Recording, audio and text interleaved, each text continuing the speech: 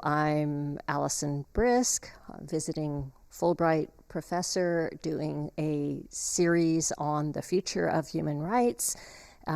Today's theme is communication, speaking rights, and my guest and dialogue interlocutor is my old friend who I haven't seen in 15 years, Todd Landman, who is a professor of politics, human rights, international relations of long standing, and I've known him through several institutions, and he is now also the Pro-Vice Chancellor of the University of Nottingham, and the director of a very important podcast project called The Rights Track.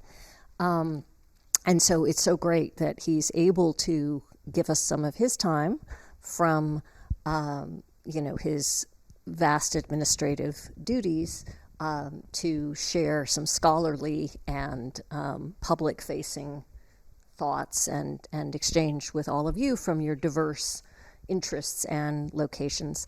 And before I forget, on every recording, I want to thank the Fulbright program for sponsoring this series, and Pembroke College for hosting me and the series, and Oxford's Department of Politics and International Relations. So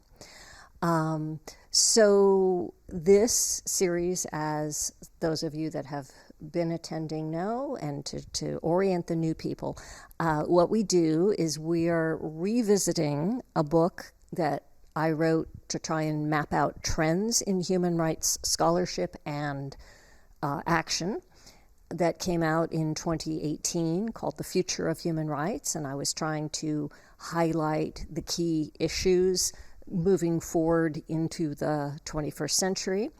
And the series is digging in on particular issues that were identified in that project that have particularly changed since 2018, and or where we are seeing waves of new scholarship. And this is scholarship that crosses over between law, politics, international relations, sometimes sociology, and other fields. So the series is an opportunity to do that. And in each case, I will briefly review what the framework was in the Future of Human Rights book, where the issues were identified. Then I have, with tremendous assistance from Annie, reviewed some of the current scholarship around that theme. Then I will present briefly some of my own previous work that speaks to the theme of the session, and then the guest presenter will speak to their work, and there can be some exchange and dialogue, and then plenty of time for all of you to dialogue, exchange, bring thoughts from your own work. I mean, questions, of course, but also really we want to hear from you about what you're researching and what you're doing and how it all fits together. So the cover of The Future of Human Rights, and then in this case, I have one particular previous book, Speaking Rights to Power, which came out in 2013, even earlier. But that was an attempt to map out 26 human rights campaigns, not all of them successful, but some of which, about half a dozen of those campaigns, are things that I had studied in depth in my previous research. Some in Latin America, some in India, different kinds of issue concerns, and to look at the communicative action dynamics of those campaigns. So to focus on the rhetoric, the discourse, the symbolism, and how human rights campaigns achieve their impact. So just to review the framework, and again, a couple of you, 3, 4 of you are going to recognize this, that was in the Future of Human Rights. So revisiting this, the first thing, of course, is that we always want to know, what are human rights? What are we talking about here? And we know that human rights is at the same time a normative ethos an institutional regime, a toolbox of mechanisms, starting with but not limited to the United Nations, regional bodies, international law, national constitutions, national human rights institutions like ombudsman's offices and things like that. It's also a political strategy appealing to human rights within different political contexts. It's a global lingua franca, a standard to which countries hold each other for good or ill, and it is a practice of social movements. Along with that, we have the basic standard, a very robust consensus from the UN Charter that we are free and equal in rights and dignity. And so we know that always, from the inception, the concept of human rights has been not just liberties, but also equality, equal moral worth that translates into different sorts of social entitlements, and that dignity has always been part of it. We have, since the 1990s, from the Vienna Conference, the growing consensus that human rights, in principle, are universal, indivisible, and interdependent, with different levels of debate and discussion about how to implement that. Welcome. And I knew we'd need another chair. We have a lot of feminist theory and contemporary generation kind of new voices that have been emphasizing that rights are not simply a legal structure or a protection from power, but actually empowerment to exercise power that is inscribed in a set of responsibilities, building capabilities, and the sense that the school of thought in which I operate, the constructivist school of thought, that rights are a dynamic, that they are a process and not a fixed set of goals. So again, familiar to those of you who were in the last session, but perhaps a reminder, an orientation as we get started, and for those of you that have not been present.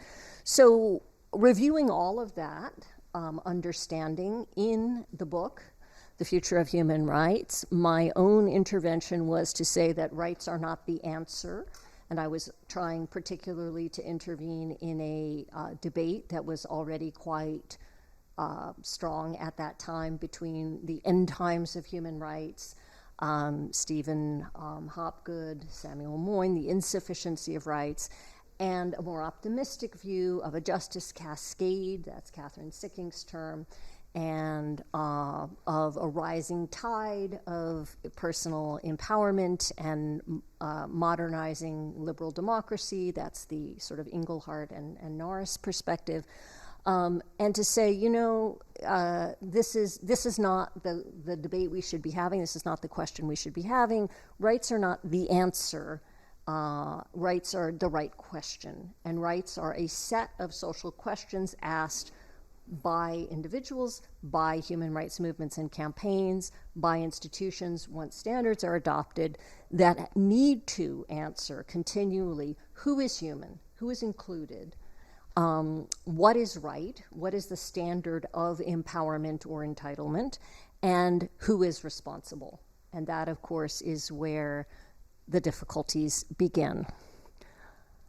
So in the Future of Human Rights book, I laid out this idea that rather than saying human rights are at an end or human rights are triumphantly conquering all, we're at the crossroads of human rights. Some dimensions of human rights are expanding, some are contracting, and that notably the principles and process and claims of human rights are expanding, whereas the implementation and the responsibilities are contracting in ways completely unforeseen by the spread of liberal democracy, the spread of globalization, and the growth of global institutions.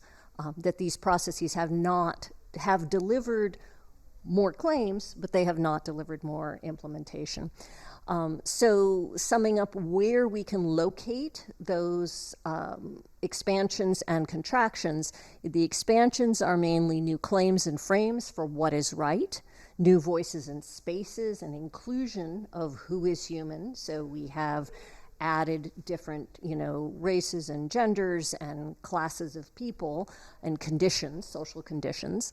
We have an expanding process and possibilities of communicative action and norm change.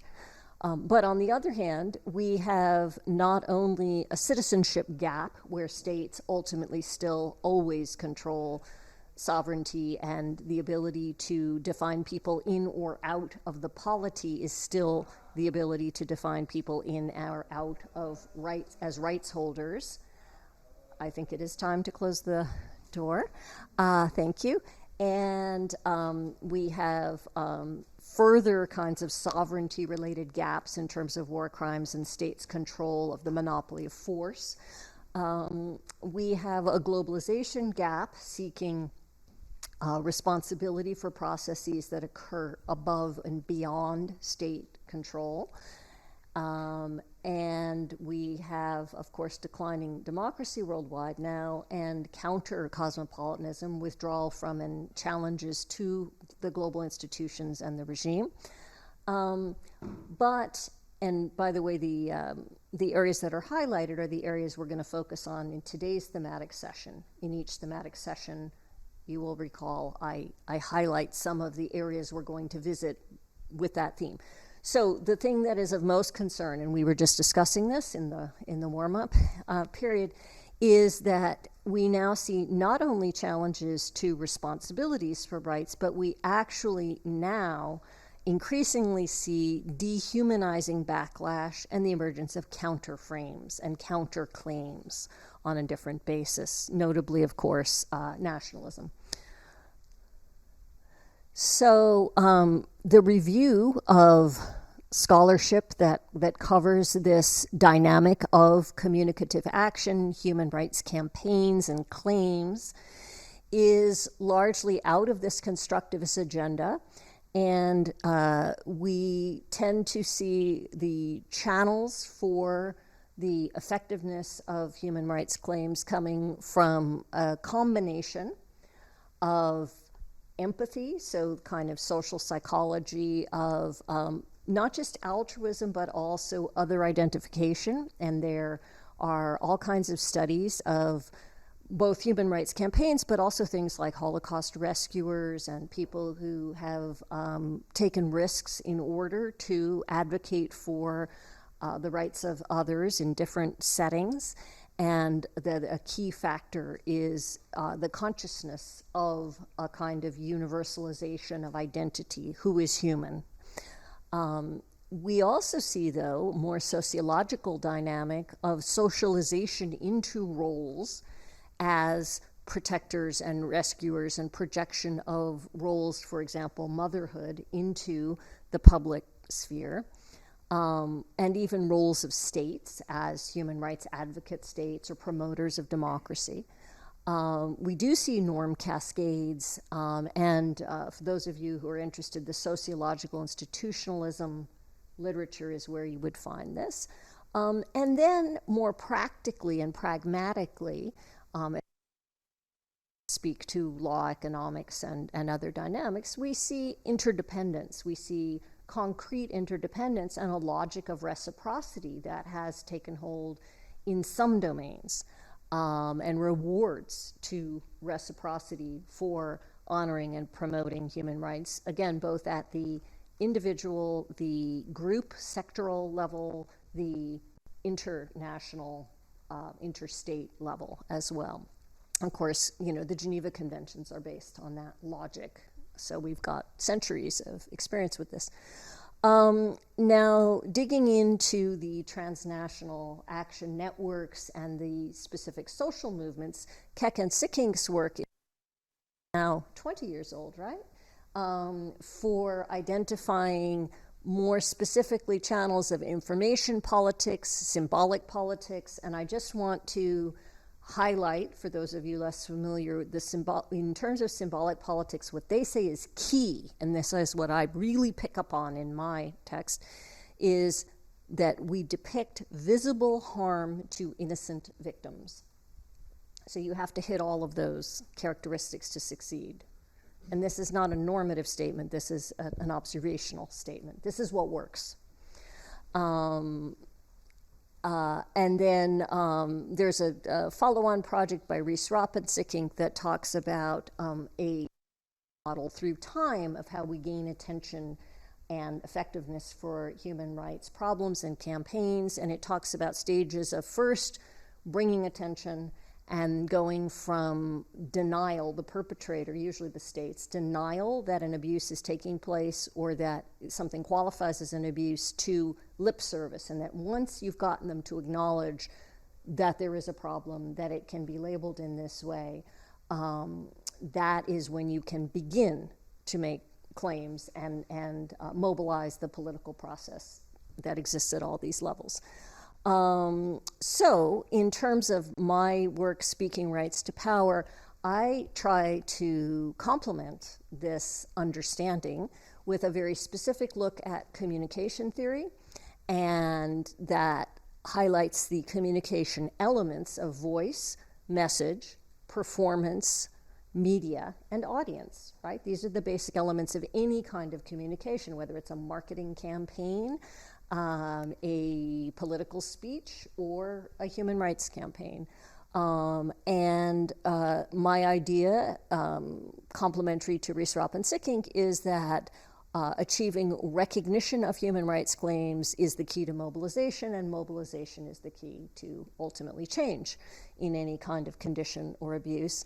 But I want to note, and I've highlighted again in a different color, where there are elements I'm thinking about further, things that perhaps I noted as potential problems in the original work that I am now concerned since 2018, particularly even since 2013 when this book came out, and that is that the power of recognition to bring mobilization and the power of mobilization to bring change is, at the end of the day, dependent on what people label, I forget whose term, but it's the moral and material vulnerability of states or perpetrators.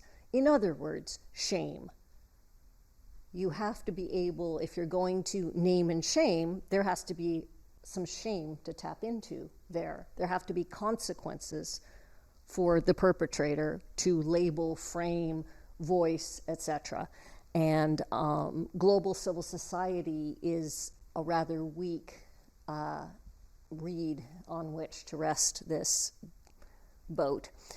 So let's look a little bit at each of those elements, and then I'll turn it over to Todd. So in terms of the globalization of voice, I try to dig into this really old discussion we have in political science, sociology, about charisma, right? I mean, since Max Weber, we've known that there's something about leadership, there's something about symbolism of charismatic figures, and they can be leaders, but they can also be victims of a problem or a social struggle, that visible harm to innocent victims. What makes you legible? What makes you powerful there?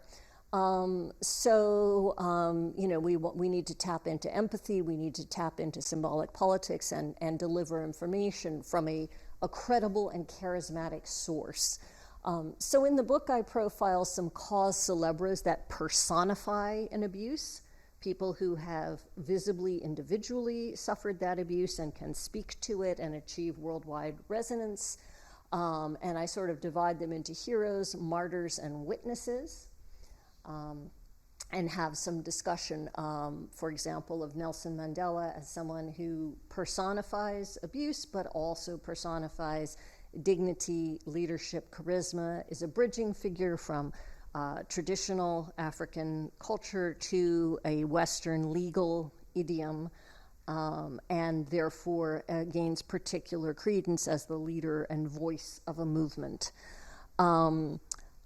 The things that I have been concerned with subsequently are that we now have intense dynamics within human rights campaigns about the selection of voice. Who is the speaker? Who is the representative? We have constant struggles and often attempts to discredit someone who rises up with a good fit with the external world to make claims about, are they really authentic? Are they really representative? And what does that look like? And we also have this kind of post-truth dynamic of contestation of the information politics and the message that's being delivered. So that's something I want to think about. And it's something that actually Todd's project of the podcast can help us to counter. Okay, then if we turn to message, again, we draw a lot in human rights scholarship on the idea of framing. That's an idea that comes both from social psychology and sociology and organizational dynamics, and framing and shaming. So one of the things that I talked about in Speaking Rights that I think has now been explored in a lot of human rights scholarship is the power of established frames. The most classic and notable is the frame of genocide, right? That why do we struggle to qualify something as a genocide? What does that mean? What does it do for us in terms of gaining recognition, mobilization, and institutionalization? And so we do now have a whole set of frames. We talked, I think, a few sessions ago about the newer frame of femicide, tapping into a similar sort of recognition. But there are other things about framing and shaming. One is that we need, in order to gain recognition, to tell a causal story. So in the book, I do this comparison between the Darfur campaign and the contemporaneous and actually even more bloody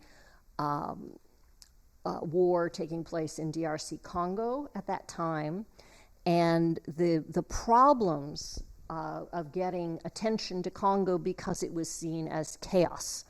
It was seen as chaos and tribalism, whereas Darfur was labeled as genocide. And in fact, the facts on the ground are rather similar in both cases, but the harms in Congo are very much less visible, more structural, more deeply embedded in global processes, less relatable victimhood, and so we need to think about that. Other issues that have come up in the framing literature are, again, this counter norms and backlash, the dependence on expertise in the framing process, and that includes lawyers, right? But it also includes now health authorities, for example. And this is where we get into both the power and the difficulties of human rights education and our current struggles over history.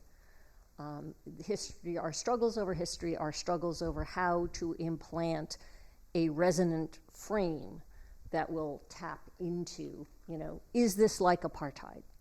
Is this, right? That's how we know how to think about things and what to do about them. And the next, there are two more aspects to it. Globalization of performance in media. So you have a voice, you have a message, that message has to be delivered. Classically, it's delivered through protest performance in a public space. But of course, nowadays, we also have, simultaneous social media and remote spaces.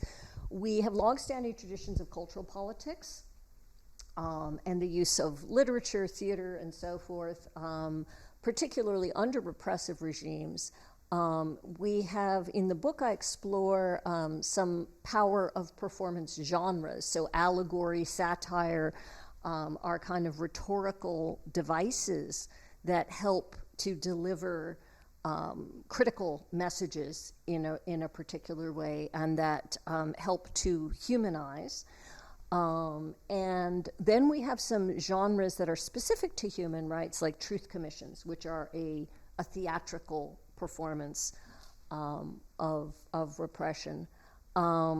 So in terms of aspects of this that are developed in our current cases, we certainly have things I pointed to in the book: diffusion of norms and images, the use of media and new media for diffusion of norms and images, the interactive nature of social media, the space for new voices, an ability to monitor and self-monitor violations, so decreased dependence upon external monitoring, and overcoming the collective action barrier to protest, signaling that you have peers and you have people who will support you in your struggles.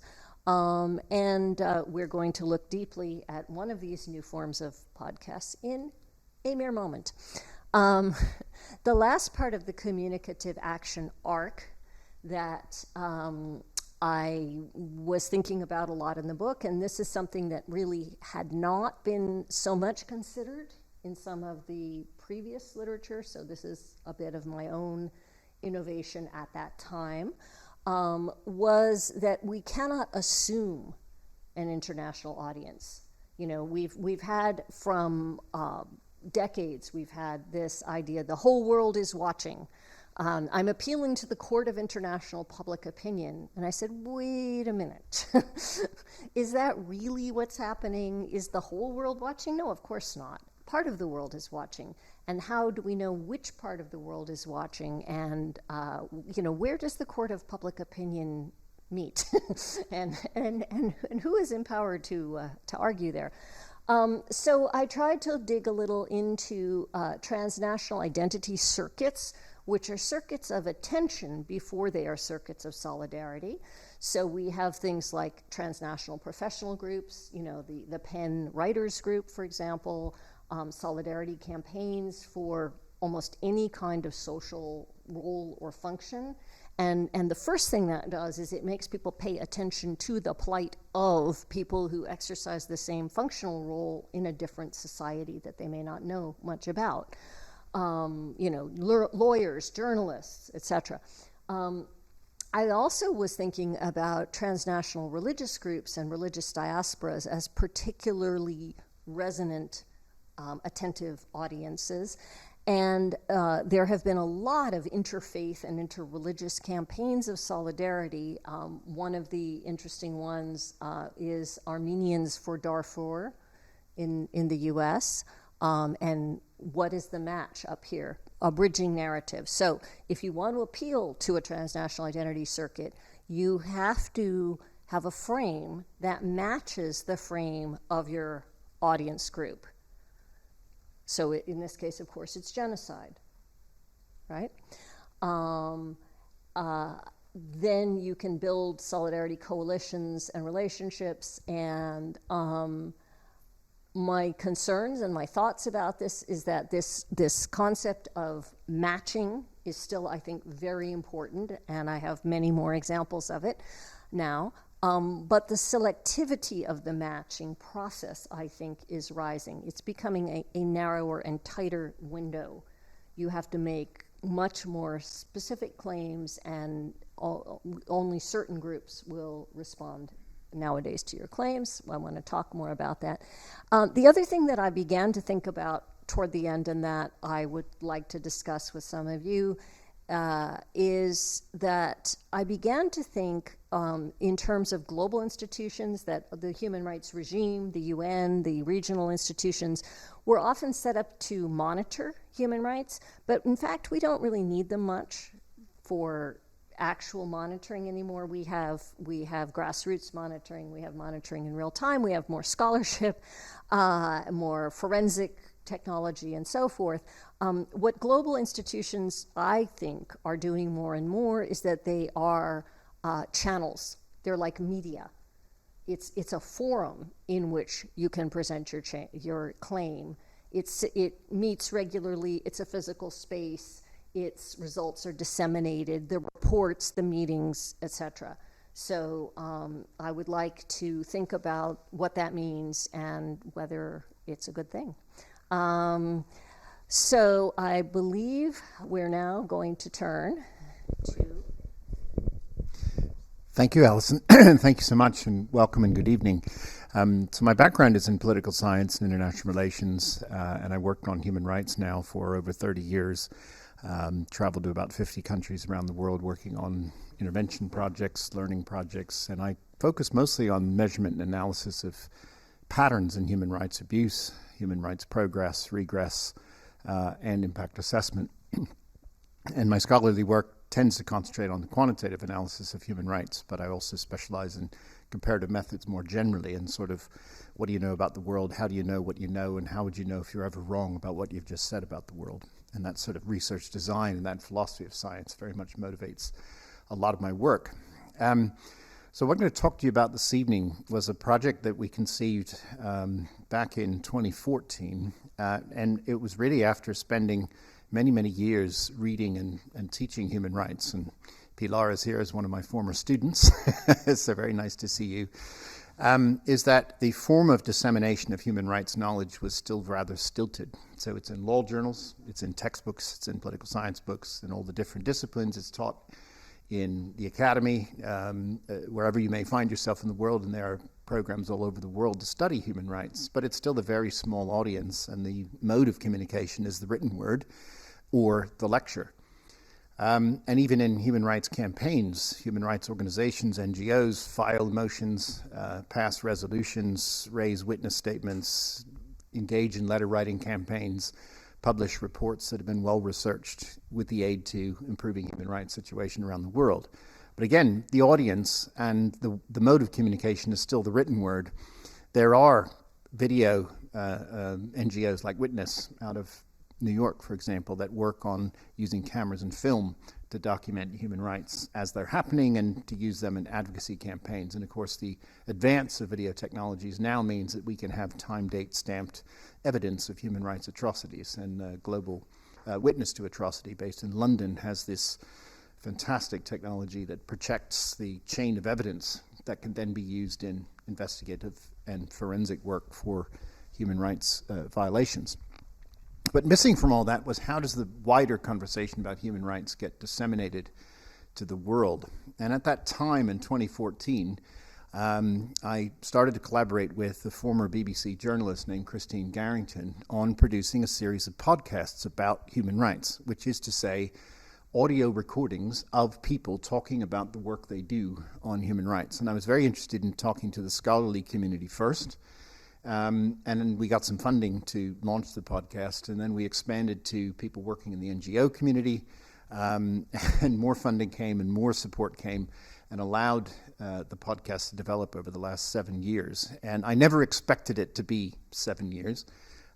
So what I'm going to share with you tonight is really the concept we had and the progress. And the end result is this book, which is launched in July. I've just finished reading the TypeScript, so it's all good to go, and we're waiting for the publisher to put it into hard copy. And the irony here, of course, is we've gone from the written word to the spoken word back to the written word.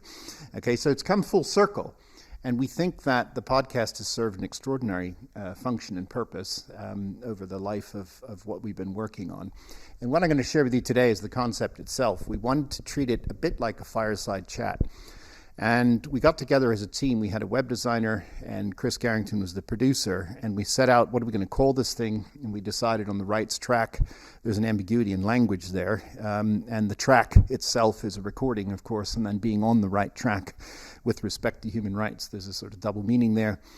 And using train tracks, of course, is also an ambiguous image. I don't know if you know Stephen Reich's work, Different Trains, but I was inspired by this piece of work. It's minimalist composition that actually takes audio recordings of train conductors from Chicago to San Francisco, as well as Nazi train conductors. And it was called Different Trains because people at that time going from Chicago to San Francisco were on a very different train from people going to concentration camps. So it's a very poignant piece of music, but also that symbology, if you will, and the metaphor of a track was something that really, to us, embodied what it is we were trying to achieve with the rights track. The strapline that we always used was sound evidence on human rights. And again, there's a pun there because it's sound, meaning it's high quality evidence, but also it's audio evidence. So the idea of sound evidence was something that we wanted to play with. Generally, what we did then is interview people either in situ, live, and or online. And at the time of the podcast starting, I actually moved institutions from the University of Essex to the University of Nottingham, and my producer didn't move. So we thought, how are we going to do this? So we were recording everything remotely, somewhat prescient actually with the several years before the arrival of COVID. We had actually learned how to work remotely. We had shared files on Dropbox. We would record separate tracks. I would record on a local recording device. Chris would record on Zoom, and then she'd mix everything together on GarageBand. We'd add a jingle and an outtake, and then, of course, he would edit the podcast. We never removed content from anything that anybody said, but we did take out infelicitous phrases or pauses, so we sound like really like we're on it. You know, when I ask a question, you get an immediate answer, even though they might have paused for a few minutes. I had no structure. I would often have an opening question, a softball question, to get the guest talking, and then would explore and probe what they were saying. So it was a dialogical and conversational approach with each of our guests. Sometimes we'd have two guests, some remote, some in situ, everybody in situ, whatever. I traveled a bit, interviewed people at Harvard, for example, and other locations in London, for example. And each of the recordings was between 20 and 25 minutes long. In the end, we interviewed 71 guests. We recorded 58 podcasts and 26 hours of content. And as the podcast evolved, I thought there's a book in this. There's a story to tell here. Not only what each of these folks were saying, but what they're saying to each other. So unknowingly and unwittingly, our guests are actually talking to each other as well. And we found that was really fantastic. There was like a golden thread running through all of our podcasts as people started to talk about these things. And that golden thread, to me, has a lot of resonance with what Alison just shared with you around all of these concepts, around framing, around demands, around change. One of my guests, Dixon Osborne, led a campaign to repeal the Don't Ask, Don't Tell policy in the U.S. military. And it took him 17 years to repeal that act. He set up the Service Members Legal Defense Fund. And he said to me, we expected the campaign to take 20 years. It took 17, so we actually finished early. But it teaches you about the length of a campaign and the slow movement of law through time to bring about that kind of change. And I was really struck by that story that he tells in the podcast with us. The mechanics were quite straightforward. In fact, podcast software has improved over time, and web hosting software for podcasts has improved. So we're now on the LibSym platform that has direct feeds into iTunes and Apple format, as well as Amazon Music and into Spotify and other platforms. And the idea of a 25-minute podcast is about right. So people are commuting on the subway, they listen. One of my students this year came up to me and said, I run a delivery van to make money while I'm a student, and I listen to your podcast while I'm delivering parcels around Nottingham. So it's a way for him to study while he's working, which is, music to my ears. I have to say that warmed my heart to hear that. We also thought about themes for each of the podcasts. So each series had a different theme. And each podcast itself was chosen around the guest. And, of course, we always tried to time the release of our podcast with major events in the human rights calendar, like International Human Rights Day on the December 10th or International Women's Day on March the 8th. We would always try to sequence things and equally respond to real-time developments as they were happening. So we call this newsjacking, but in a sense, we looked for things that were happening in the news cycle that our podcasts were related to. So we're on Twitter, we're on LinkedIn, we're on Facebook, and we try to disseminate as much information about the podcast as possible. To date, we've had over 35,000 downloads of the podcast on an average of 450 to 500 downloads per episode. And our most popular episode was on transparency and supply chains and looking for human trafficking, evidence of human trafficking and modern slavery. And I'll talk a bit about that in a moment. The format's very simple.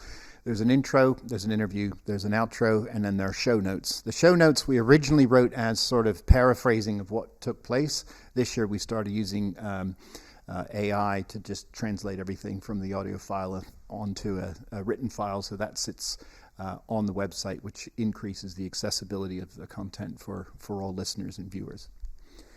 The structure of each podcast was pretty loose and flexible, but we have got into a rhythm now when we interview our guests, and it just flows. It is that fireside chat to bring out the voice. You were talking about voice, but bringing out the voice of the guests as much as as we can. And I'd like to cover a little bit around the stylized findings and some of the lessons that we learned. So first of all, the structure of the book itself is broken into several parts. The first part really is just the background and context. I have a chapter on human rights in the 21st century. It was interesting. In 2013, I published a book called Human Rights and Democracy, The Precarious Triumph of Ideals. Little did I know. It's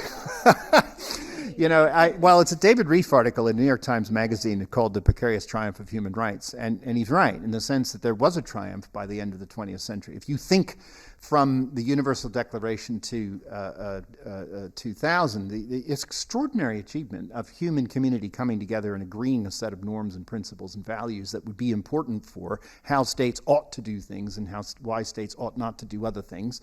And there's all sorts of criticism about this, but if you just think of the human endeavor behind this and the success of the human rights movement to bring to bear this extraordinary legal machinery, mechanisms, and awareness and advocacy around human rights problems across the world.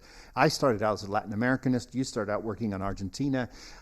We saw, as working in that region, we saw the strong arm of the state. We saw evidence of death squad activity, disappearances, secret prisons, etc. And I just globalized my interest in that, partly through an embrace of quantitative analysis of global data, but also just a recognition that these problems are very much global in nature. But, with the turn of the 20th century, the first 2 decades are really bracketed by the 9/11 attacks on New York and the January 6th attacks on the U.S. Capitol. One is externally motivated and coordinated, although it came from within, and the other is really domestically motivated and to me, a function of the deep polarization and tearing apart of the American fabric in some sense. And part of that is explained by rise of social media, but also the politics of resentment that comes from a land of plenty. And I think I'm still grappling with the motivations for what happened on January 6th. But those bracketed years then, we see the rise of populism. We see the UK vote to leave the European Union. We see natural disasters and, of course, the pandemic itself. So those 20 years are quite, a shock, and it seems to me evidence of the precarity of human rights. So whilst I was rather optimistic when I published the book Human Rights and Democracy, I always was cautiously optimistic and left open the possibility that rights can be undermined, they can recede, states can take them away as much as they can give them, and that's very much part of this idea of the social construction of human rights, that the demand for rights, the universalization of rights, the language of rights, whether concerns are domestically and locally based, the language of rights does carry weight, and equally states can or cannot grant rights from above. And that dialectic, if you will, between civil society and states has been a golden thread through the work that I've been doing. We then really talk about podcasting, why podcasting became popular. There's an ebb and flow to the popularity, but now it really is popular. And so we give a history of that and why it's important.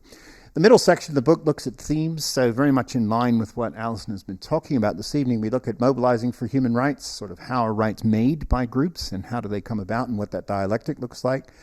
The role of evidence, something dear to my heart, the idea of samples, what you know about the world, and inferences, what you don't know about the world. And what's the mechanism that lets you take samples and evidence and then actually make larger inferences about the human rights world? And what security and certainty do you have in the inferences you make, which is very much a methodological question that I've been very interested in terms of philosophies of science and methodology. And then freedom of speech, religion, thought, and belief. We spoke to religious leaders. We spoke to Heidi Barrick from Southern Poverty Law Center, who was just recently quoted in response to the Buffalo shooting in New York that took place this week. And she's been tracking hate groups for a long time through the Southern Poverty Law Center. We had a long conversation about Charlottesville. We had a long conversation about hate movements more generally in the United States and how her organization categorizes them. And I think that my favorite quote from her is, "The web was a gift from God to the hate movement." That's something for us to think about. Minorities, migrants, and refugees. We spoke to people from the UNHCR. And of course, the migrant crisis that hit Europe's shores in 2015 was very much at the forefront of our minds. And of course, Angela Merkel says refugees are welcome, other countries not so welcome. And then, of course, we see what's happening in Ukraine at the moment with the massive displacement of people, 6 million people on the move, and mostly moving into Poland, but the surrounding states in Eastern Europe, and some Ukrainians, of course, coming to the UK. And then our final chapter in that section is about human rights and COVID. Just when we thought we were wrapping up the podcast, COVID developed. We thought we have to do a series on human rights and COVID. And one of the main lessons from this, of course, is there was this great claim that COVID doesn't discriminate. But actually, the victims of COVID, there's a disproportionality in what we see in the data. So people of color, black communities, people of African descent, women, children were disproportionately affected. And I think Michelle Bachelet summed it up the best when she said COVID just exacerbated all the inequalities that pre-existed the pandemic in the first place. And there is a real concern in the post-pandemic period that we've lost sight of that, and we need to redress some of those inequalities and think about the exacerbating effects of the pandemic on different groups of people.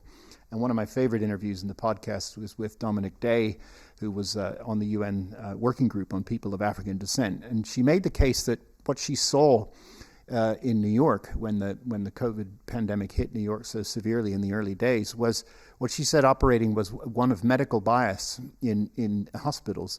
And there was a famous memo sent by the director of emergency care at one of the New York hospitals in which he said, because we're in crisis, there's no time for protocols, just use your gut instinct in giving treatment to people. And she said, this concerns me because there's no data, there's no committee, there's no adjudication of care for patients, there's gut instinct. And so deciding whether to put someone on a ventilator or not can introduce unwitting medical bias, and then you get the disproportionate effect on the African American community. And we know this from the data. We know about death rates, we know about infection rates, etc.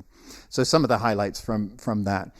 We then did a whole section on modern slavery. So for 3 years, we were funded by the Rights Lab at the University of Nottingham, which is a dedicated research platform set up in 2016, opened its doors in 2017, and has since then now grown to 100 academic staff at the university, working across all 5 of our faculties in a transdisciplinary way to understand the root causes of modern slavery, the persistence of modern slavery, interventions that may or may not work, and what to do about it in an ability to develop what we call the freedom blueprint. And methodologically, we've gone from deep narrative interviewing of single survivors of modern slavery all the way up to geospatial approaches using satellite imagery of sites where there's a high probability of slavery. So colleagues of mine have mapped the entire brick belt in South Asia, where these elliptical brick factories are producing bricks for domestic consumption, but we think roughly 70% of people involved in the productive activities are probably of some kind of bonded labor, forced labor,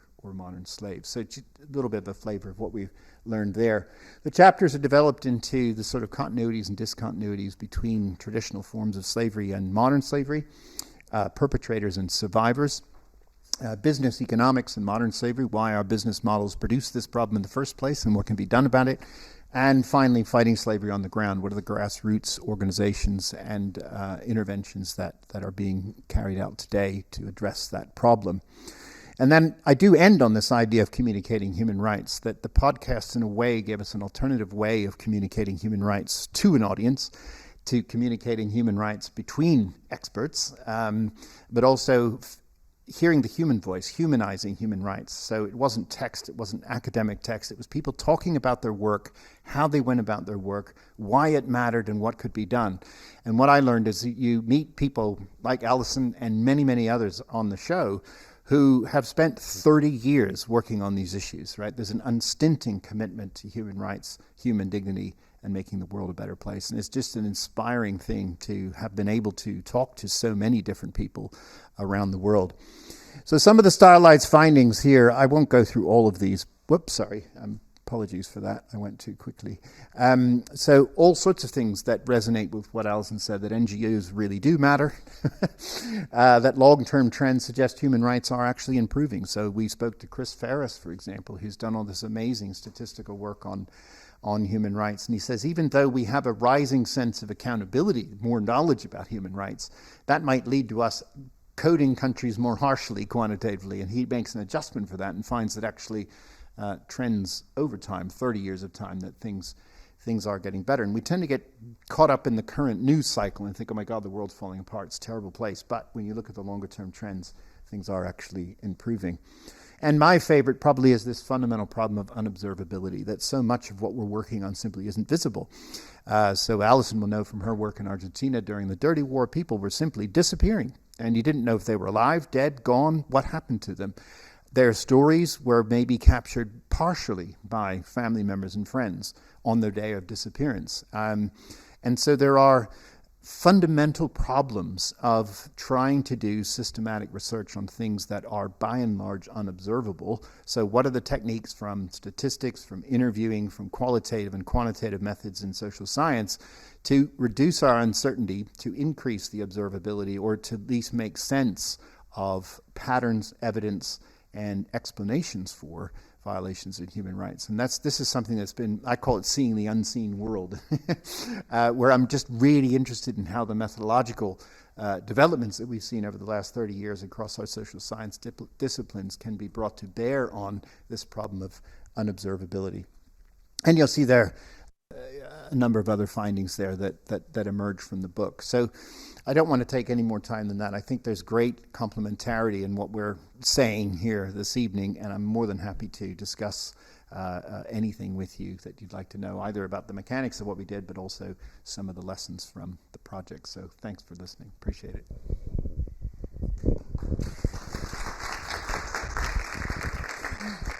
Thank you so much, and thank you all so much. And as promised, we do have a good interval now for you to weigh in, again, to ask questions about anything that we've said, to propose anything that you're finding in your own research or studies, or contemporary cases. I mean, one of the things I was thinking, I every day there are sort of 2 or 3 horrifying headlines lodge in my consciousness, and then I wake up the next day and they get displaced by something else. So today's horrifying human rights headline was Mexico deaths surpass 100,000. So deaths in the Mexican... Yeah. If you think about, I mean, I, of course, am very, very concerned and troubled and horrified by the war in Ukraine.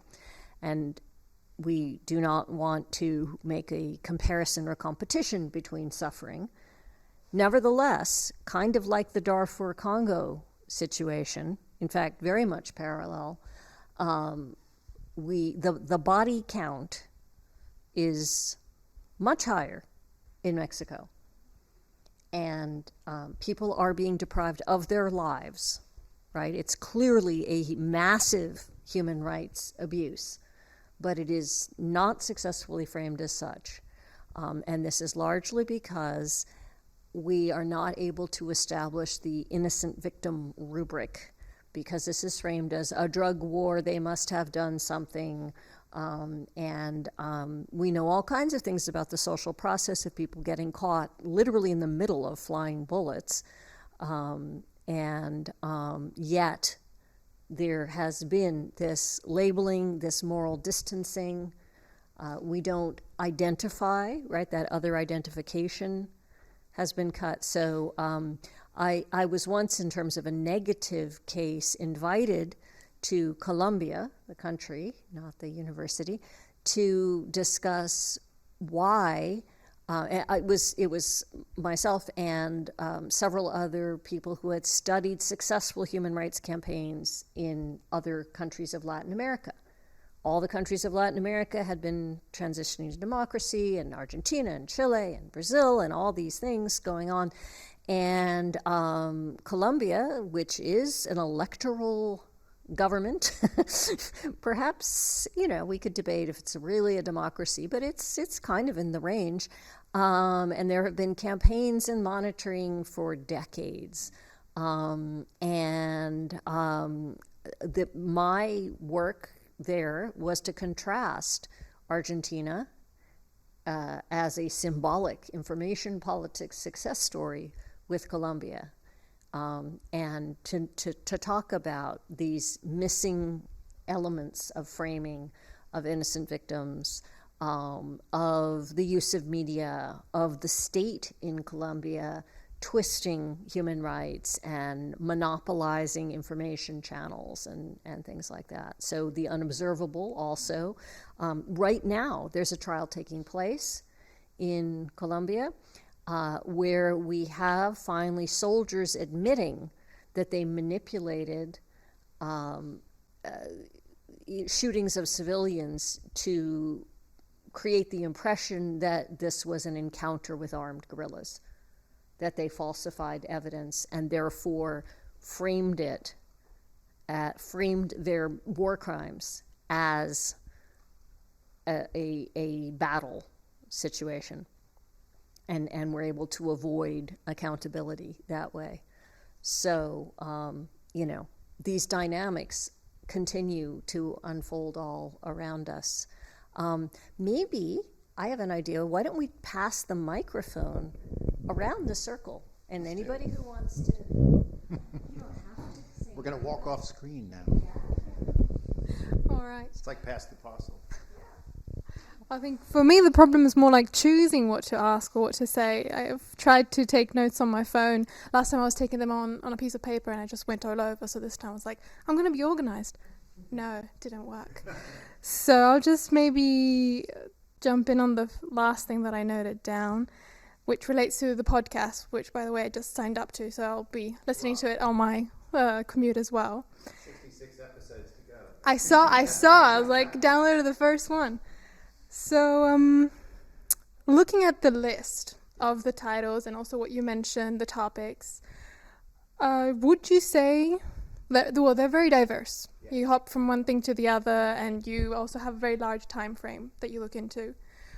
What also, my question is, do you see what Alison mentioned at the beginning, this contraction of implementation of human rights, but expansion of them, like this duality of new rights coming in, but less implementation or less? I don't know if you want to. Great question. So, yeah, I'll just quickly try to answer that. I was always concerned over rights expansion, and in a book I wrote in 2006, I actually tried to count how many rights are actually protected, and that actually turns out to be more difficult than you think. And you can look through all of international law, and you can come up with a list that you and I might contest. So I say there are more than 63 rights currently protected, right? And we could contest that, but so a lot of people think not everything can be a human right. We know there are huge debates around, core rights versus rights, and there's also the big debate about generations, which I think has been put to bed now. And the intersectionality and interdependence of rights became really clear to us through working on the podcast. So the disproportionality of experience and, the deep suspicion of the other, which produces these tremendous variations in human rights experience by group, I think, puts all that generational stuff to bed in terms of discrimination, disproportionality of experience, and those sorts of things that cut across the experience of human rights. So on the one hand, I was always worried about the expansion of rights. And, is the right to leisure on an equal footing, right, as the right not to be tortured, right? And there are a lot of people that will argue that one trumps the other. And I hate to use the word Trump in that regard. That was a joke. So there are, I think, a lot of debates around, what are the real rights that really matter, and people are still worried about that. There's a great public understanding of rights, and the rights expansion doesn't help. So in the sense that people say, well, human rights are rights for criminals. We asked James Ron, for example, about his survey work in Africa, about are human rights for criminals in the survey work you've done. So actually, people don't have that construction. They don't have that understanding. And yet in the popular press in this country, you'll hear people say human rights are rights for criminals. You're letting these criminals get away with murder because of human rights, or human rights are getting in the way of immigration policy, or whatever it might be, right? In terms of implementation, there's a lot of quantitative work actually that shows the expansion of rights legal frameworks, and the participation of states in those legal frameworks does actually make a difference for the enjoyment of rights on the ground. And it's a long literature, and it's a confusing political science literature because there are skeptics and there are lots of methodological debates, but there's a long succession now of research monographs and quantitative analysis, again, also from Chris Ferris, but also Beth Simmons, Heather Smith-Kanoy, Audrey Comstock, who have repeatedly now shown this positive and significant relationship between state party ratification and better protection of human rights on the ground. And I think that's a positive story. Now, is it the main driver for human rights improvement? Probably not. And in classic statistical analysis and methodological analysis, it is a contributing factor to the improvement in rights alongside a lot of other stuff. So when we run models, we control for levels of democracy and wealth and population size and conflict and a bunch of other stuff. And as against those things, law still matters. So that's a happy story for lawyers, because lawyers have always been saying we need more law. If only we had more law, right? And so for me, the expansion of rights has raised awareness. I think there are some risks around making everything a human right, but equally, the expansion of human rights law and the participation of states in that law has made a positive difference for the exercise and enjoyment of rights.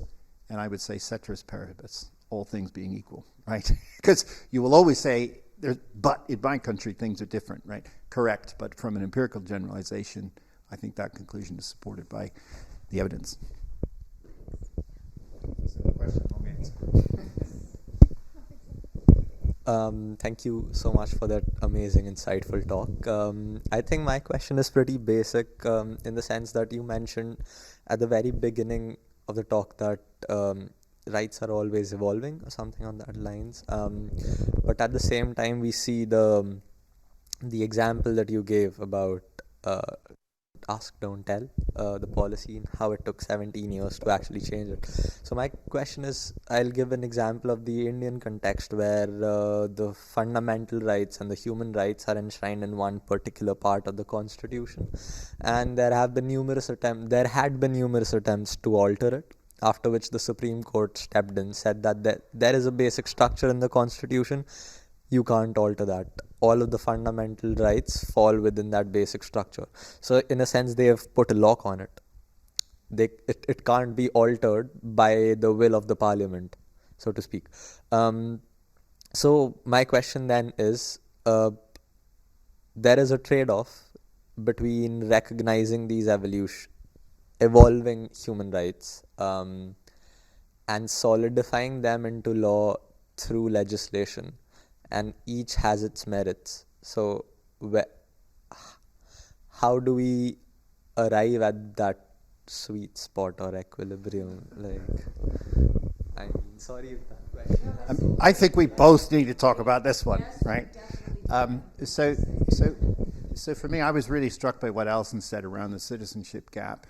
And there are many gaps, right? So, one thing you could definitely read is Frederick Douglass's July 4th speech, because he was asked to speak about the meaning of July 4th, and actually he uses it at a moment and a platform to critique slavery and the problems in the U.S. So he says, look, we have this Constitution and this Declaration of Independence that appeals to humanity, equality, rights-bearing people, right? And yet the experience of slaves and black Africans in America was so vastly different from the professed set of rights in this lovely hailed document. How could he possibly support the notion of July 4th and independence of America while at the same time experiencing slavery?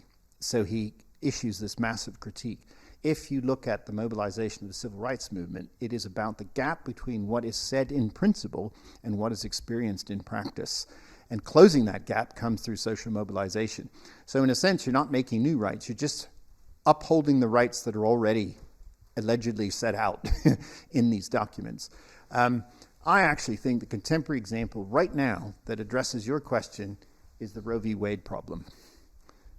Now, I don't know if you want to talk about that, but I'll set you up and hand over, because I don't want to dominate the answer. But there is no right to abortion officially written down in the U.S. Constitution, right? We know this. We know what Roe v. Wade did was say the right to privacy is what allows a woman to choose, right? And what's going to happen if Roe gets overturned is there will be massive social unrest, I suspect, but also a movement to bring national legislation, because it may not be the Supreme Court that is the right body to uphold that right. It is probably national legislation. And then getting back to the don't ask, don't tell, that was a fudge right?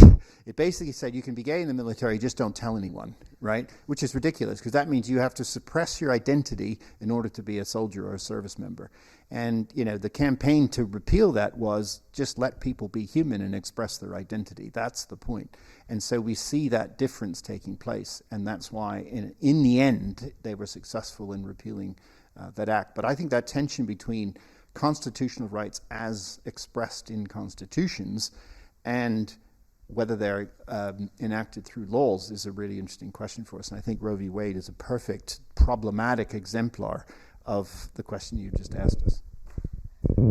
Thank you. Yes, I think those are all great questions. And I think there's actually several more layers that we need to look at. So above constitutions, there are treaties, and different jurisdictions and different states have different protocols for the adoption and the what's that called? Not implementation, instantiation. There's a legal term for this. So, for example, the Netherlands has an article of its constitution that declares treaties to be national law automatically.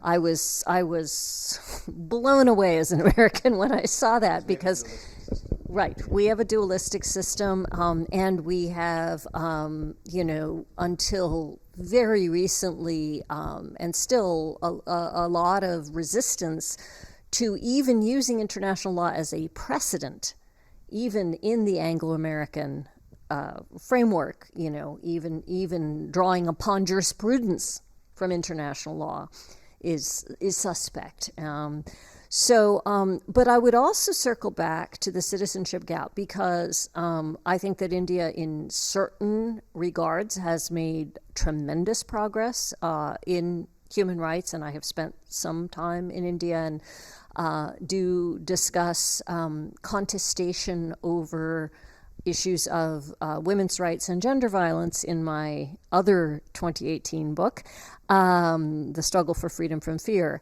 And in terms of legislation on violence against women, particularly sexual violence, there has been tremendous progress. Certainly a lot of implementation gaps. But in terms of legislation undermining what should be constitutional rights, we do have this Citizenship Act that India passed, is it a couple of years now? I lose track of time, yeah. Which basically talk about who is human, writing people out of rights. It's not the case that legislation is always better. I think a more complex but realistic answer is that having a robust architecture of treaties, constitutions, and legislation is the best. And I would add that one of the only, I think, responses to the citizenship gap is to look harder at frames, because one of the things slipped into the discussion of Roe v. Wade is privacy. And there are progressive American legal analysts who think that privacy is not really where we should be, that, it should be discrimination, equality. Of course, we don't have a right to health, but we should. And if we did, and the language of the act that they tried to pass this past week, as a response, the Women's Health Protection Act was framed in terms of health rights. Health rights have done some powerful work in South Africa, for example, and, in a very troubled system. So I think as we're looking at, constitutional reform projects and things, we should be thinking about expanding the remit of the claims and the framing structures as well. I hope that helps. All right, let's keep going. So great. My question is about the more technical aspects. I was wondering, and perhaps it ties back to what you said at the beginning about new technologies and how they can help diffuse human rights. I was wondering, who is your audience, if you have the data on this, and where do they where is your podcast listened to in the world? I guess it's more US based, but I was wondering. And in that sense, how do you think we can use this new technology, so podcasts and social media, to diffuse human rights while keeping sort of the quality content quite high, as I imagine this podcast must be? So how do you, how do you open up the debate on human rights whilst keeping the discussion relevant? Great questions. The first answer is it's a very crowded space.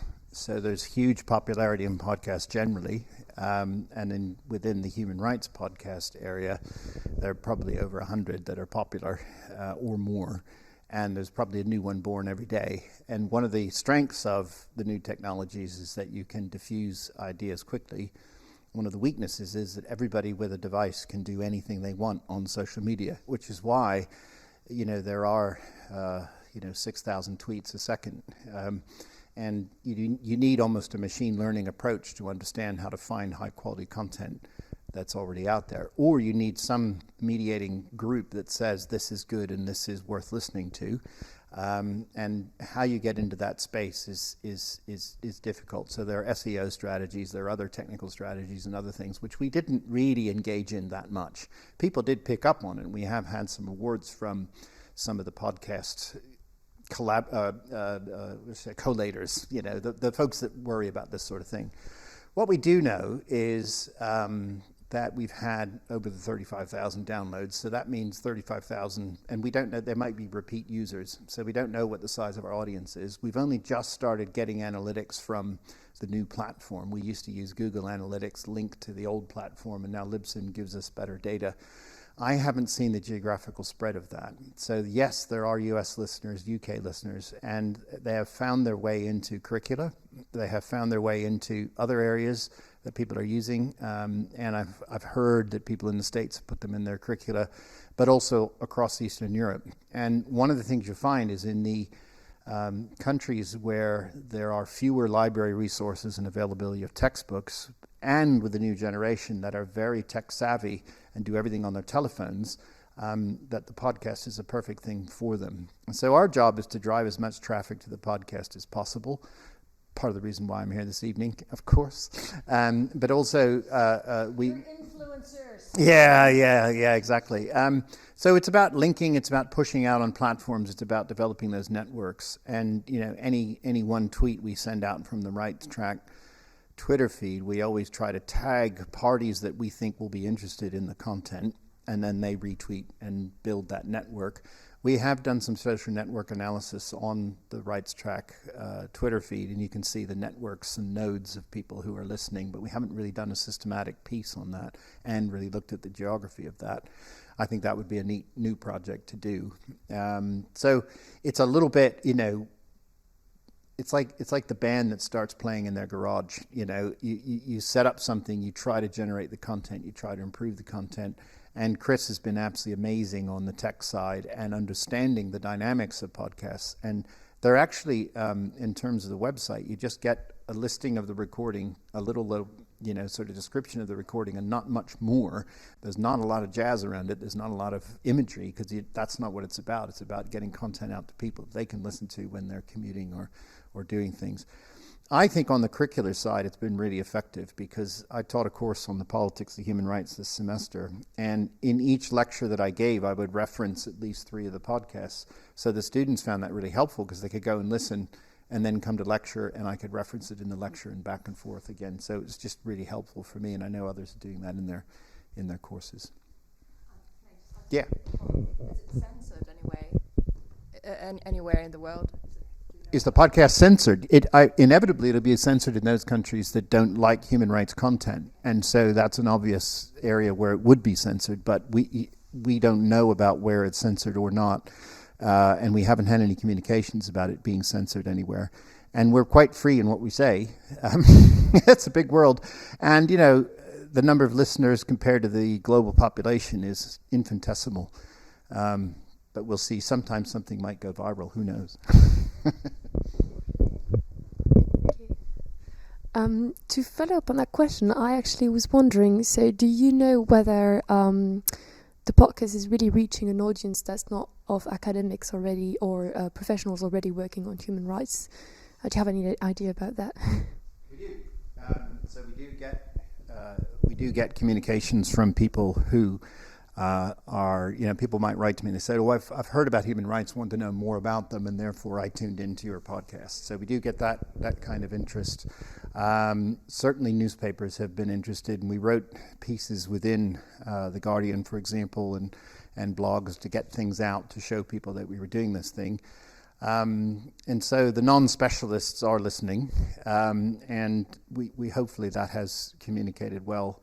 And I think the book is an interesting, we'll see how the book goes. We publish it with Anthem Press, so it's not a full-on academic monograph, but it's not a popular book either. It's somewhere in between, and we've pitched it that way. And the content is pitched in a way that anyone can pick it up and read it and understand what it is we're trying to do. And then we had to preserve the conversational element to what we did without just giving you a transcript of talking to people. So I've had to organize the thing thematically, and I took 71 guests and organized them in the structure of the book. So we took them out of time, actually, to group them thematically, and then made them talk to each other through time, which has been a really interesting thing in my head, because I had to re-listen to every podcast and then figure out where they would go and how I would make them talk to one another. So there was a bit of editorial license when it came to organizing the content. Yeah. I'll stand just to make it quicker. Alison talked about the humanizing backlash and counterframe. So this same media is being used to polarize people, to like in anti-rights movement. So is there any forum where there is a conversation, or these conversations are happening in echo chambers? Is it worth having a conversation, putting these conversations in at the crossroads? What do you think? Ooh. I think that sometimes on the more thoughtful corners of Twitter, I have seen some genuine debate. I think that sometimes in classroom settings, in higher education, we see some genuine debate. I think that it's hard for me to think of a concrete instance, but I do think that when there are when things are convened in the spirit of let's examine trade-offs, let's with an acknowledgement that there may be competing genuine rights claims that need to be balanced in situations. So, for example, religious identity and women's rights. I mean, there are a lot of conversations of good faith, so to speak, where those conversations. But people who deny the concept of rights, you see, there are sort of different levels, right? If you say, listen, you're not paying attention to my rights, or to a different set of rights, or to rights at the national versus the global level, we can have a debate. We can have a genuine debate about that. But people who deny the very notion of rights, they're sort of not the communicative space, in the sense that, the deliberative space that Habermas would talk about. If you, the ideal speech situation, or people coming to town halls in the United States armed, for example, that's a chilling factor in free speech. I think that is, yeah. Now that you mentioned that one, I remembered, I told you the case in Argentina when we were discussing the legalization of abortion. There were great presentations by people from different backgrounds trying to convince legislators for or against, like short pitches for 10 minutes. Yeah. And they were streamed on YouTube. And I know personally people who have changed their minds by watching the debate that went over 2 months or I think in Ireland also, which is another case of recent change that I've been looking at, that I remember hearing that there were some engaged but respectful debates, and a combination of, testimonials, concerns, multi-sectoral consultations with civic and religious leaders. So it actually would be an interesting project to examine more systematically positive cases where these kinds of dialogues are still possible.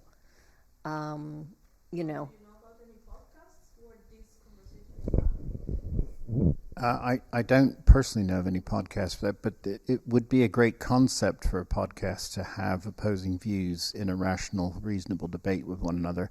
I think one of the nicest things I heard produced was the Michael Sandel Public Philosopher series. So he would go to Texas and then say, let's talk about gun control. And he was bold because he knew the audience was or at least the state was very much opposed to any kind of gun control. But then he would probe people almost as a neutral arbiter and say, why do you need to have a concealed weapon on you? What purpose does that serve? Okay, I understand that. Why are you opposed to him having, so he would, in a way, make the audience talk to one another and be the mediator of that conversation. But there's risk in doing these things, right? Because I think currently what we see is the provocation, and I just interviewed someone on the podcast named Tom Nichols, and he wrote this great book called Our Own Worst Enemy. And the thesis he drives in that book is that the hyper availability of everything, technologically, convenience-wise in American society, has driven people into a narcissistic and egocentric position that they want to share all of their thoughts all of the time online somewhere. And the tendency is that if I'm going to share something, I want to make sure it's nasty, critical, and provocative. And that narcissism, that retreat into narcissism, is one that has peppered the Twitter sphere or the social media sphere with a lot of hatred and anger and polarization. And I don't think COVID has helped, because people have retreated into their bedrooms and they've become even more angry about stuff. And the tone of communications has declined massively. Now, the question about echo chambers is really interesting, because the data science work is contested on this. Some think there are echo chambers of communities only talking to each other, and you can see them through Twitter analyses. And others think that that's an overstated difference, that the echo chambers is not as strong as we think they are. I think the interesting story about Cambridge Analytica and the micro-targeting is that there were people targeted specifically to mobilize them to vote in one way or the other. And for those who were not targeted, they never knew that was going on. So in my own personal experience, I didn't get targeted by the Leave campaign during the UK's vote for the EU referendum, precisely because someone ran a profile on my socials and thought that's not somebody who's likely to change their vote. They were looking for people who were likely to be persuaded by their messages. And that's a different phenomenon we see in social media around finding people and provoking and mobilizing those people. But I think a podcast that brings disparate views on things together would be amazing. And then my final piece on that is Alistair McIntyre's After Virtue. Great piece of work, very provocative, very thought-provoking. But he starts the book by saying abortion is one of those issues that has a tendency simply to revert to emotive argumentation, not rational argumentation. And the reason for that is that both sides of the argument start from completely incommensurate beginnings. If you believe life begins at conception, no one is going to come to you and say, well, actually, on privacy grounds, someone else can decide about the fate of those cells in that woman, right? And if you absolutely believe life begins at conception, no law or compromise is possible if you have a fundamental belief in that concept. And on the other side, if you think it really is about women's choice, reproductive health rights, and privacy, then you're not going to be interested in somebody saying, well, we're limited in these instances. And equally, on the other side, we're going to say, well, actually, we'll allow for abortion in the case of incest and rape. People have a fundamental belief in the sanctity of life, and it begins at conception, will not meet you halfway on that. And therefore, national debate about this is inevitably going to spiral out of control, is his thesis, right? And it reverts to emotive argumentation, which is lots of shouting and anger rather than reasonableness, rationality, and deliberative outcome of the kind that Habermas was interested in. My only note of hope there is that I think that most people do have, there are people at both ends of the spectrum, the tail ends of the distribution that do have absolute frames, but most people actually have mixed frames and can be triggered to think of things in multiple ways, and that part of the power of dialogue and dialectic is to get people to think about health. Well, what if, what, and so vignettes and testimonial and personal acquaintance with someone who has been part of a situation. I mean, we know even in war crimes, transitions to democracy, knowing a victim of human rights violation, just having someone in your network changes people's evaluation that, the military, the police, the government should always be trusted. They made one mistake because I know that person. So, we can begin to at least soften up these frames. Annie, do you want to... Sure. Hi, thank you so much for a very talk and presentation on your work.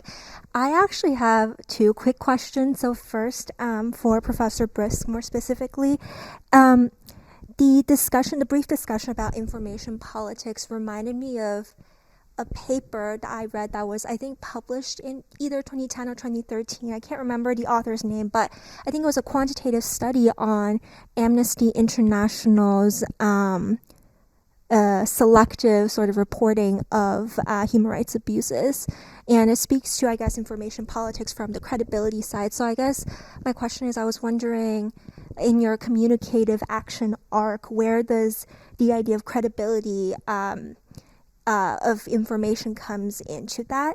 And then for Professor Landman, I was wondering, in terms of the diffusion, accessibility of social media, how can we think about regulating private non-state actors, the, I guess, creators and the maintainers of social media, in terms of their, I guess, culpability in spreading misinformation, particularly, I guess, for me, very salient in the case of Myanmar and the atrocities that were committed there and the role of misinformation.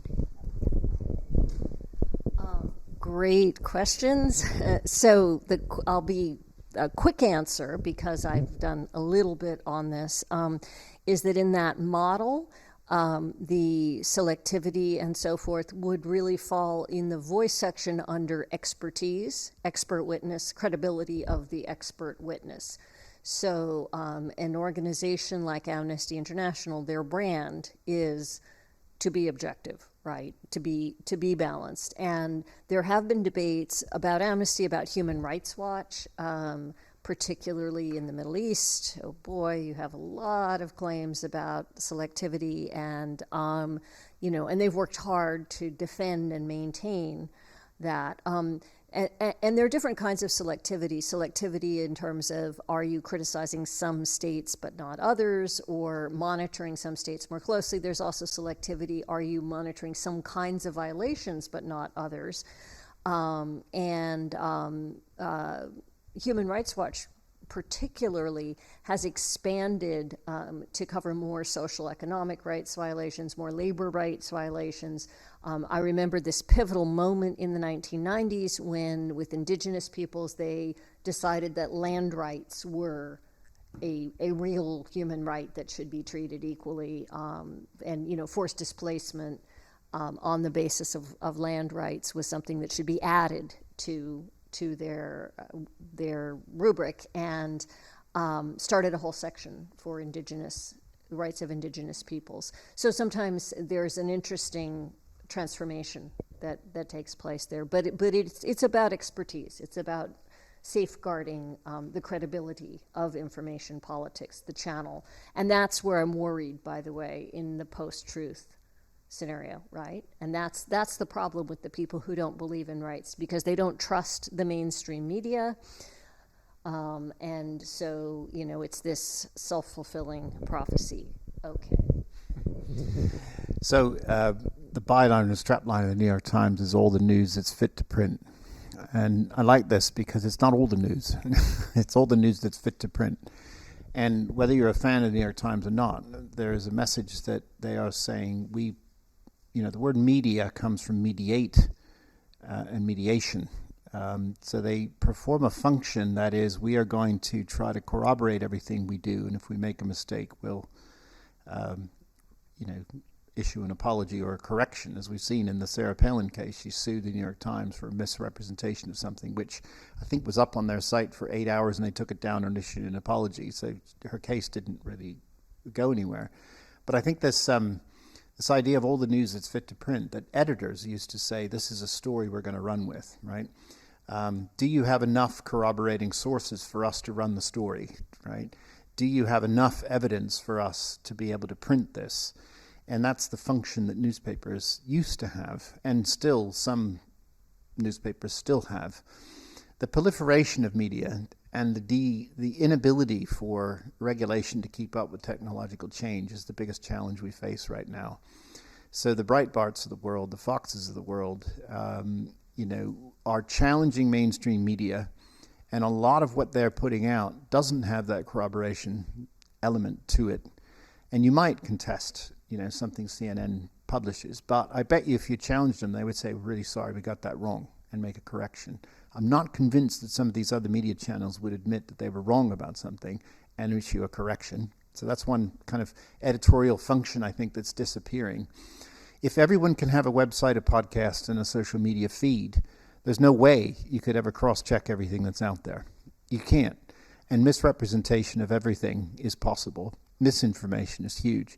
If we look at the misinformation around how to respond to COVID, people were dying because of that misinformation, right? They were injecting themselves with things. They were spreading things on them, taking pills. They were either believing or not believing the efficacy of masks and vaccines. There was hesitancy around vaccines. There was misrepresentation of the science behind vaccines and virology, and contestation over government policy and response.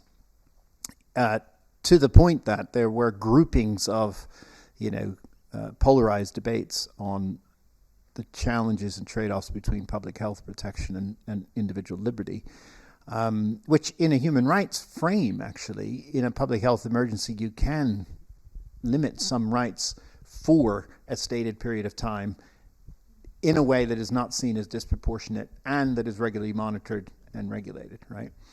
On the other element, in terms of regulation of harmful content, we have a great podcast series this year on human rights in the digital world, and we interviewed Martin Scheinen, the Finnish lawyer, who said, what if you have country A, there's a server with some terrorist information on it.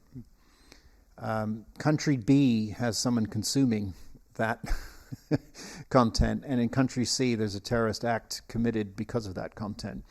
The jurisdictional regulatory environment that would be needed to prevent something like this, and at the moment the EU can say to country A, you need to take the content down, even if it was supplied by a private actor.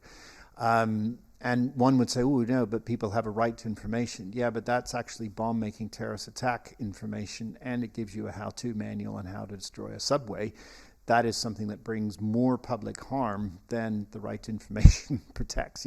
That sort of trade-off. And so there are powers that allow, a company, a private server company, to actually have its machines turned off because it's hosting information that's harmful to the public. I think the more fascinating case is actually President Trump being banned from Twitter, because he said, this is a limitation of my own free speech. And yet it's a private company saying you violated our rules of engagement, and therefore we have a right not to let you in. It's a bit like a restaurant saying you need to have a dress code to come in here, and if you don't have the dress code, you can't come in. It's like stores saying you need to wear a mask to come and shop here, and shoppers saying, but I don't want to wear a mask. Well, then you can't come in. The private organization has a right to set the rules of engagement, actually. And so that whole thing about Twitter is violating my freedom of expression. No, you can say whatever you like, just not on Twitter, right? And so, and that seems to be lost on the folks that are criticizing these decisions about banning people from particular platforms, because the social harm caused by the discourse was perceived as far greater than the right to that person to continue to have access to that particular platform. So,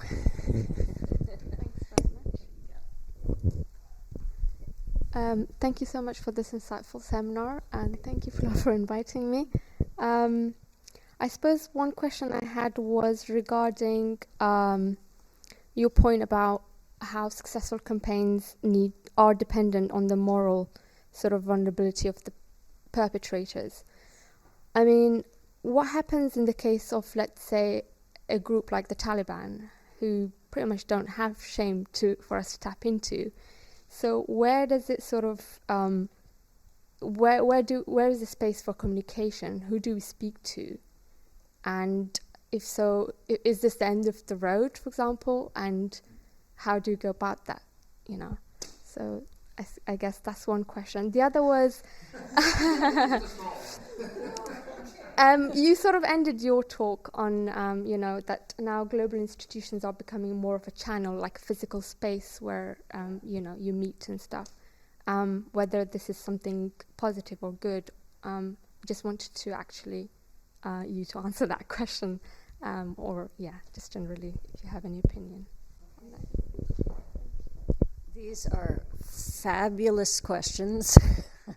I don't have very good answers. I have thoughts, and I have gratitude that you're bringing these up as follow-up.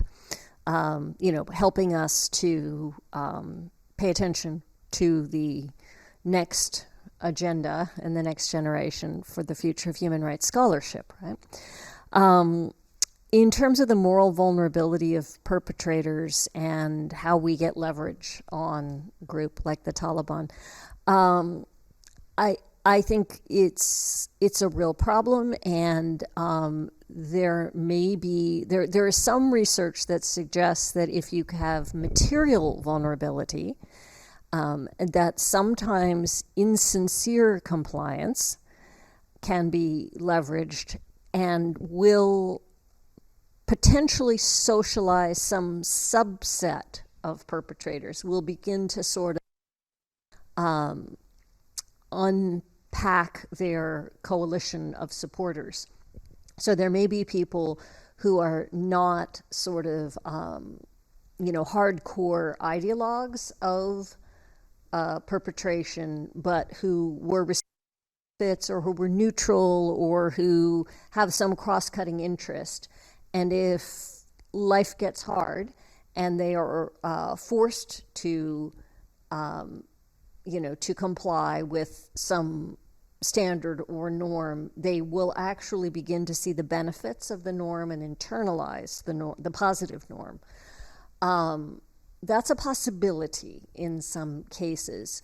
Usually in those cases, it has to be something that a norm or a right that does deliver some material benefits, like health, for example, or education.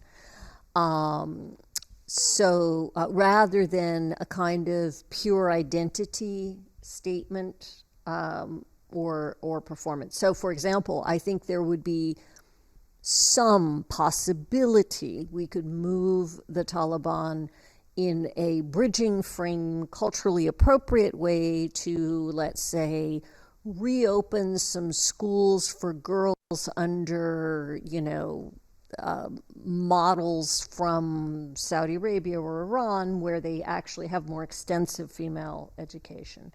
Sort of Islamic schools for girls that would not be directly threatening to. But I don't think things like veiling are going to be reversed, and I think it would be counterproductive, unfortunately, to have international shaming on that.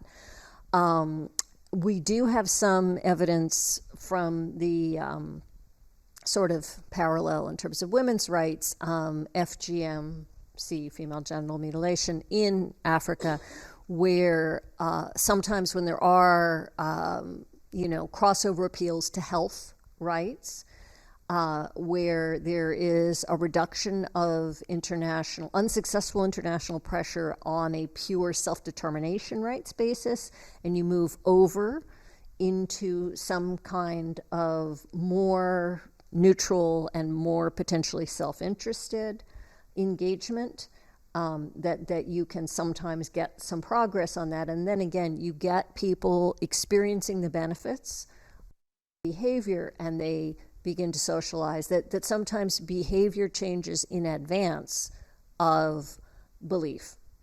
And so that's something I think we should consider when we hit these blockages in leverage. In terms of global institutions, that I think the reason I was bringing that up is because I think we have had a real disillusionment with the potential efficacy of global governance as an enforcer of rights norms, and this implementation gap and responsibility gap. So rather than expect, for example, peacekeeping from the UN, having the observing power of the UN, having the information politics channel of the UN, may be a more realistic and still somewhat useful. So this is a kind of slightly cynical, but trying to rescue. Actually, both of these are kind of acknowledging the limits of human rights and of the system as it has grown over the years, but has been really pushed back. And trying to think, well, what can we do with what we've got left? Are there still some resources, some channels, some possibilities? So, global governance is supposed to have authority, it's supposed to have resources, but if it's not really governing in that authoritative sense, are there still things about information and legitimacy that can be useful in building toward long-term change? Or reinforcing other agents of change. And that's what I'm reaching for. Last but not least, so patient. Thank you. You partly answered my question. I was going to ask the 20th century global institutions' credibility. And I believe that as a more than 20 years practicing human rights lawyer from Turkey, they lost their credibility. Not only UN and ECHR, the national constitutional courts, they can't prevent abusing power. They can't protect, which we thought this kind of tools protect human rights in the last period of 20th century. And then what do you think? Do we have new tools? And after your speech, and I thought maybe more communication tools such as podcasts, social media, and other organizations more be effective than classical global institutions. What do you think? Thank you. Well, I'll let you close on probably an optimistic note about communications, but what I will say in terms of institutions is that I think we actually have several possibilities that are growing. One is regional institutions. Actually, the EU has, declined in certain regards, but in other ways, for those who are still lucky enough to be members of the EU, with all due respect. Sorry, guys. But the EU has broadened its attention on certain issues, and I think is making a difference. But there are even within Europe, there's the OSCE, there are other kinds of European bodies. Latin America has a set of regional institutions that is becoming more robust. Even within Africa, the African Union has some undertakings that seem promising in certain regards. Not so much Asia, but or the Middle East, but there are some possibilities there. And the other thing I would say is that having human rights norms, conditionality, processes, assessment in non-human rights institutions. So the World Bank has genuinely taken on forced displacement, environmental standards, and so forth, and has genuinely changed modified its behavior and has become a source of pressure, sometimes in trade agreements, sometimes in labor agreements and standards. We are seeing an increased consciousness, some new standards. So there are institutions. For every institution that falls, I think we have other institutions that may be rising, and we need to just continually broaden our gaze and see what we can do, and whether functional institutions and regional institutions and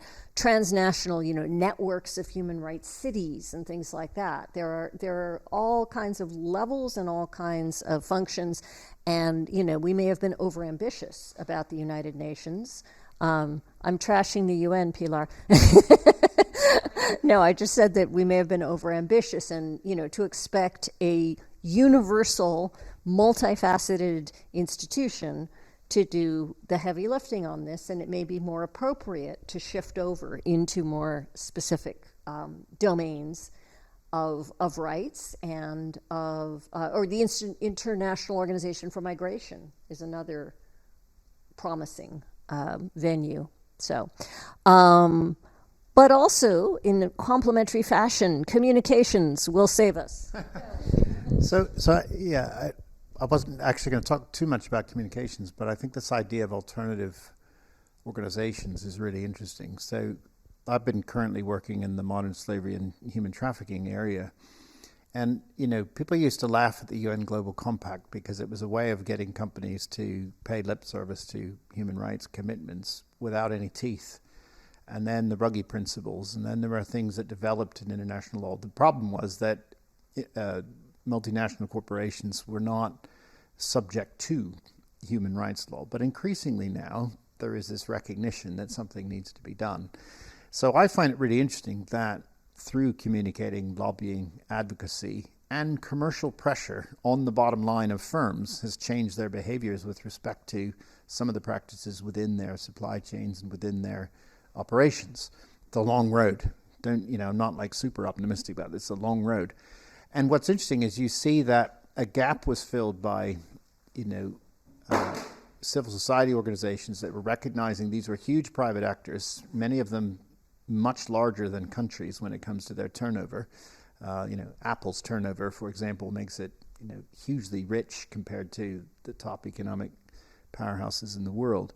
And yet what could be done, right? Because the UN system would say, well, these are voluntary codes that people sign up to under the UN Global Compact, but they're not states, so they're not subject to treaties, and therefore, and there was mixed jurisdiction. If the capital if the headquarters of a multinational is in Cincinnati, and its financial operations are in Portland Street in London, and its refining operations are in another part in Africa, who do you sue if something goes wrong, right? It was very difficult to know that.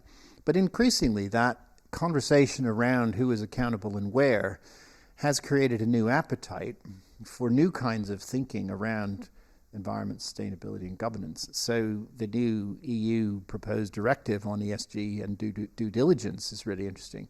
The UK's Modern Slavery Act requires companies with 36 million turnover or more to file a modern slavery statement.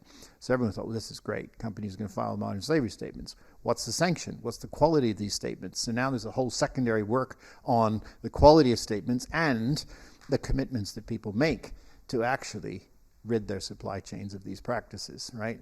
Lots of work to be done. And back to my point about the slow change in human rights, it's going to take a long, long time in order for these changes to be fully realized, but you have to start somewhere.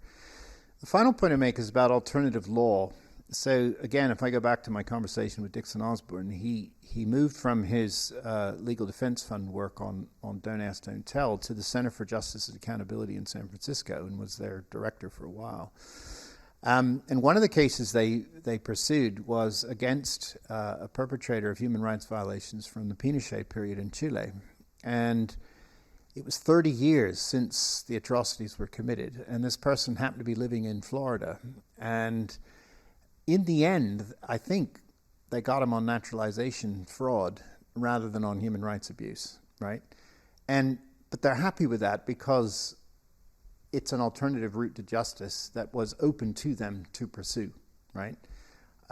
So you find whatever law you can to work with and make the case. And I thought that was really creative, that you're finding alternative legal means to find justice and redress against the same perpetrator, even though what you really want to get them for is something different, right? And that's quite hopeful because law can be quite creative in that respect, right?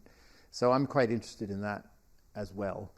And then on the communication side, I think the more we communicate, the more we tell our human rights stories, share our human rights stories, and build communities interested in human rights, and diffusing the values behind human rights. When I think about all of the students I've taught, all of the programs that have developed around the world for educating human rights at the undergraduate, postgraduate, PhD level, all the training courses, and now those people are training others, and those people are training companies, and there's webinars, and continued professional development. There's a whole sustainability masters at Cambridge that has human rights written all the way through it. There's just human rights is diffused to so many educational programs from so many different sectors, through business schools, right? That's a major development now. And, that slow accumulation of content, knowledge, and awareness about human rights has to have somewhere a lasting impact. And what I don't have is an answer to the Taliban question. That's the stumper of the day. Is that the end of the road? All I can say is that it's a humanitarian catastrophe in Afghanistan right now, and there's a durability of that regime in the face of that catastrophe that is being put to the test.